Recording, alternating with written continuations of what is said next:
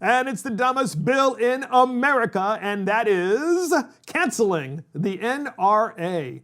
So, is this actually a bill? No, but it probably would have to be a bill. It would actually have to be a constitutional amendment in order to achieve what the New York Attorney General Letitia James wants to accomplish. So, New York Attorney General Letitia James seeks to dissolve the NRA in New York State. And why?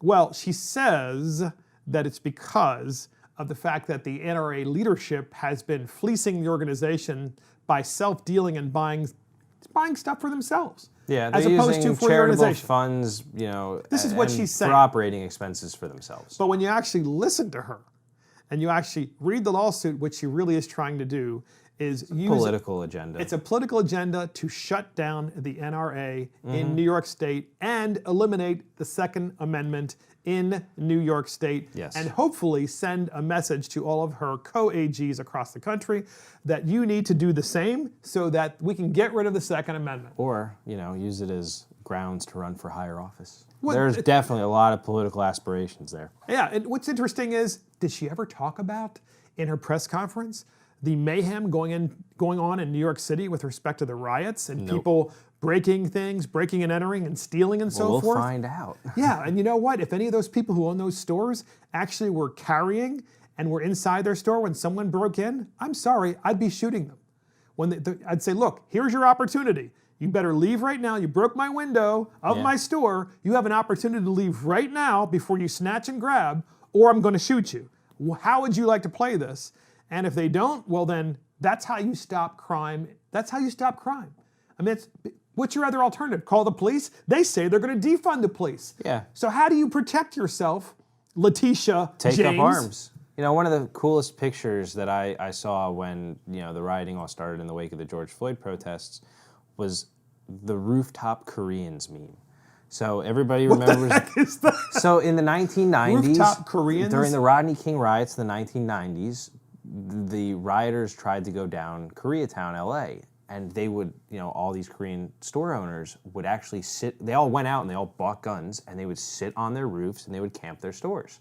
Wow. And it was like a significant deterrent, and it's why Koreatown was one of the few neighborhoods during the Rodney King riots. Never heard that. Did not know that. Yeah, and so it was circling around, back when this all started again, because it's a pretty popular, concept in a lot of the libertarian circles. Another reason why we call this podcast Escape from New York, like the movie. Yeah. So good old Letitia James talks about her lawsuit. We have a clip on this, and here it is.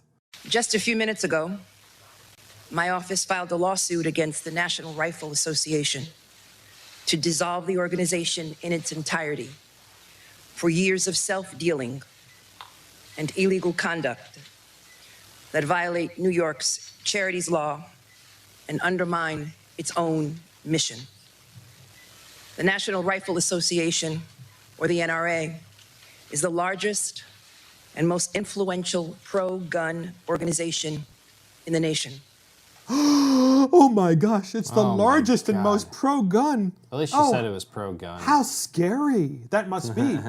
So meanwhile, Letitia in Manhattan and in Chicago and in most major blue cities across America, you have the innocent being savaged by the out-of-control mob. And what you're saying is that the best solution is to get rid of guns and get rid of the NRA, because that will solve the lawlessness in the streets, which you apparently don't have any desire to control as the AG. Yeah. So, first of all, I think it's a ridiculous argument that she's making, that even if she were able to prove any mispropriety of funds, that she can just solely go out and dissolve an organization like the NRA. I think if anything, you would see restructuring. But, this brings us to a good point. The gun rights battle in the country is a very significant issue, and gun ownership is always under assault, specifically by the left. The NRA does a great mission, it does a great job in defending this liberty and our ability to to exercise our constitutional amendments, as well as introduce new people to guns. You know, when I was a kid, I used to go to these NRA days, you know, at the local gun club, where they would have, you know, people who are members of the NRA come and introduce to you how to handle a gun, shoot a gun, and shoot different kinds of guns, but in a safe environment where you would learn to respect the gun, which is why I think a lot of the issues when it comes to gun ownership are very misunderstood. And, you know, I would say virtually all peaceful gun owners, you know, respect their gun, understand what it's capable of, and don't commit crime with it. You know, it's people who don't respect the idea of life and what a gun can do that are where you see a lot of these issues. So here's my question. Do millennials, after watching what's been happening in America's blue cities with the mayhem, do millennials now perhaps see it more clearly, the importance of the Second Amendment? Certainly America as a whole has. I mean, gun ownership. But how about millennials in particular? Do they see why that Second Amendment is in place when you have blue state politicians saying, let's eliminate the police, in which case you no longer have a way of protecting yourself unless you arm yourself, but if you get rid of that, now you have no way whatsoever, unless you want to use a pot and pan or, you know, a bow and arrow. I would say with millennials, it is as contentious an issue with us as it is with your generation. So they still haven't seen the light. Well, it's not everybody's seen the light. I'm sure, you know, there is definitely a good amount of, you know, millennials who appreciate firearms and respect them for what they are, but, you know, there's also always going to be those people who want to take that away from you, who see it as a you know, a barrier in the way of, you know, utopia. And you know what? It's fascinating to me because it's just yet another reason people want to escape from New York. Mm-hmm. And that's it for Mark and the Millennials. Thank you for joining the Mark and the Millennials. This is Mark Fisher. Thank you to our millennial Garrick Ross. We are back, tan, rested, and ready. And of course, our producer Adam Couture and our assistant producer Christopher Hopkins. Check us out on iTunes, Spotify, YouTube, Facebook, Twitter, and our website. See you next time.